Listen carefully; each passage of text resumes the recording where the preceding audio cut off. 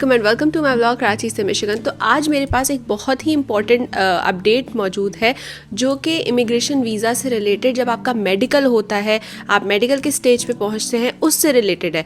तो मेडिकल बहुत इंपॉर्टेंट होता है और इससे रिलेटेड ये अपडेट हमारे लिए जानना बहुत ज़रूरी है। Let's start with it. Usually ऐसा होता था कि जब भी आपको मेडिकल कराना होता है, जो कि आपको इंटरव्यू लेटर जब आ जाता है उसके बाद आप मेडिकल कराते हैं, तो वो इस्लामाबाद, लाहौर, कराची में पाकिस्तान में ये 3 जगह थी जहाँ पे ये मेडिकल किया जाता था।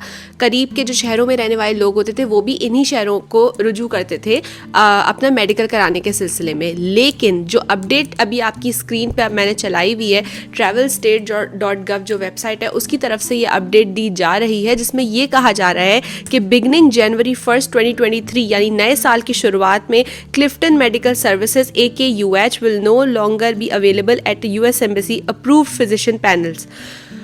US एम्बेसी की तरफ से जो अप्रूव्ड फिजिशियन पैनल होता है, अब जो क्लिफ्टन मेडिकल सर्विसेज है आगा खान की तरफ से जो प्रोवाइड की जाती है, जब हम कराची में ही जाके वहाँ से अपना मेडिकल करवा सकते थे, तो उसके पैनल फिजिशियन अब US इमिग्रेशन अपने मेडिकल प्रोसीजर के लिए अप्रूव नहीं कर रही है।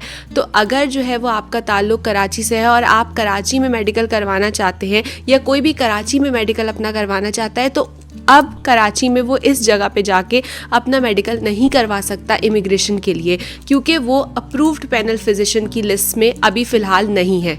इसी नोटिस में आगे फर्दर लिखा है कि visa applicant seeking medical examination appointments on or after January 1st, 2023 need to contact the approved panel physicians in Islamabad and Lahore until further notice।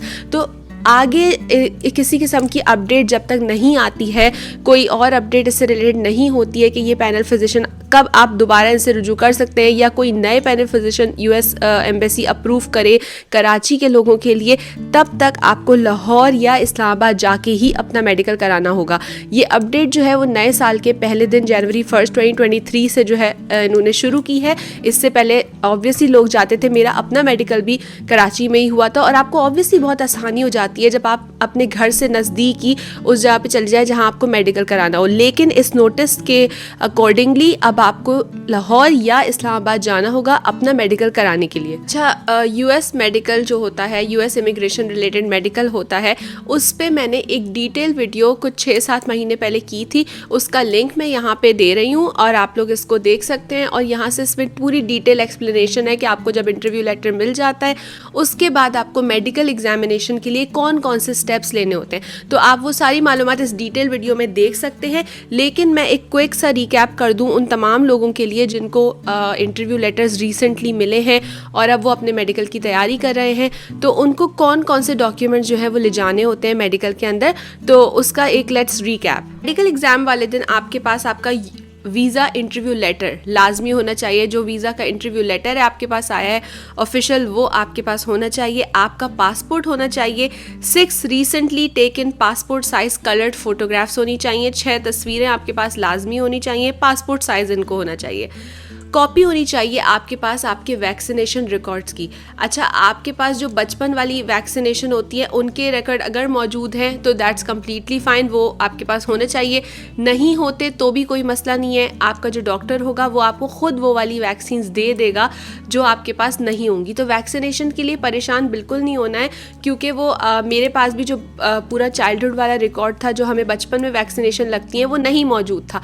तो वो उसने डॉक्टर ने कुछ पूछा भी नहीं, उसने खुद ही से जो है वो जो वैक्सीन ज़रूरी थी वो दे दी, तो उसकी कोई परेशानी की बात नहीं है। अच्छा, medical records and test result for any major illnesses, कोई भी इस तरह की बीमारी हो बड़ी जिसका आपका इलाज चल रहा हो, ऑन गोइंग प्रोसेस में हो, उससे रिलेटेड आपकी मेडिकल हिस्ट्री की कोई फाइल्स हो, वो आपको ले जानी है। कोई मेंशनेबल चीज़ हो। एक चीज़ ज़रूर याद रखिएगा, कोई भी छोटी मोटी एक्स्ट्रा डिटेल्स आपको देने की ज़रूरत नहीं है, लेकिन अगर आपकी कोई इलाज चल रहा है, कोई इस किस्म के मेडिकल रिकॉर्ड मौजूद है, तो उनको शेयर करना ज़रूरी है। डॉक्टर आपसे ख़ुद भी पूछेगा इस सिलसिले में। DS 260 कॉन्फर्मेशन पेज जो आपने सबमिट किया होगा, वो कॉन्फर्मेशन पेज आपके पास लाजमी होना चाहिए। इसके अलावा कोविड-19 का जो इम्यूनाइजेशन सर्टिफिकेट है वो आपके पास होना चाहिए। कोविड-19 से रिलेटेड मैं आपको एक चीज़ बता दूं कि इसकी जो भी अपडेट्स होती हैं ना वो होती रहती हैं, चेंज होते रहते हैं। इनके रूल्स भी कभी चाहिए कभी नहीं चाहिए। आज के दिन तक जो वेबसाइट है ऑफिशियल यूएस डिपार्टमेंट की, उस पर लिखा हुआ है कि आपको वैक्सीनेशन जो है वो ज़रूरी होती है। लेकिन आपका जब टाइम आएगा एक्चुअल मेडिकल का, तब भी आपको ज़रूरी है कि आप travelstate.gov की वेबसाइट पे जाके चेक कर लें कि कोई नई अपडेट तो नहीं हुई है, तो इसको आपको मालूम होना चाहिए। अच्छा, मेडिकल एग्जामिनेशन की फ़ीस जो होती है वो उसी दिन दी जाती है। जब मेरा मेडिकल एग्ज़ाम हुआ था उस वक्त 23,000 इन टोटल मैंने पैसे जो है वो सबमिट करवाए थे। अब जाहिर है वो चेंज हो चुके होंगे। आपको ये ज़रूर याद रखना है कि जब भी आपका वहाँ पे एक्सरे भी किया जाता है, एक्सरे की एक रिपोर्ट दी जाती है आपको उस रिपोर्ट को, उस जो पूरा एनवलप होता है उसको खोलना बिल्कुल भी नहीं है। अगर मेडिकल एग्ज़ाम के बाद आपको किसी किस्म का कोई पैकेज दिया जाता है मेडिकल का, जो कि कुछ लोगों को दिया जाता है, कुछ को नहीं दिया जाता, कुछ का डायरेक्टली जो है वो एम्बेसी भेज दिया जाता है, यूएस अथॉरिटीज़ के पास भेज दिया जाता है। लेकिन अगर आपको कोई इसी किस्म का पैकेज दिया जाए, उसको खोलना बिल्कुल नहीं है। ये सील्ड रहने चाहिए, आपका एक्सरे भी, आपका कोई भी पैकेज हो वो भी, क्योंकि अगर आपने वो खोल दिया तो लगेगा कि आपने उसमें कोई गड़बड़ की है। तो इसके बारे में एहतियात करना बहुत ज़रूरी है। तो ये एक क्विक सी छोटी सी अपडेट थी जो मैंने सोचा आपके साथ ज़रूर शेयर की जाए, क्योंकि ये बहुत इंपॉर्टेंट होता है। मेडिकल एक ऐसा स्टेप है जो कि बहुत ही इंपॉर्टेंट है इमिग्रेशन के पूरे फेज़ के लिए। इस नोटिस में भी लिखा है कि जब तक आगे आने वाले टाइम तक, अंटिल फर्दर नोटिस, ये वाली चीज़ें रहेंगी। लेकिन हम उम्मीद कर सकते हैं कि जल्द ही वो कराची में भी कोई रिप्लेसमेंट ढूंढ लें पैनल फिजिशियंस की, और जो है मेडिकल पहले की तरह कराची में हो सके। इससे रिलेटेड कोई भी अपडेट आएगी तो मैं अपने चैनल पे ज़रूर आपके साथ शेयर करूँगी। उम्मीद है कि आपको इस वीडियो से कोई फ़ायदा हुआ हो। अपना बहुत ख्याल रखिएगा। अल्लाह हाफ़िज़।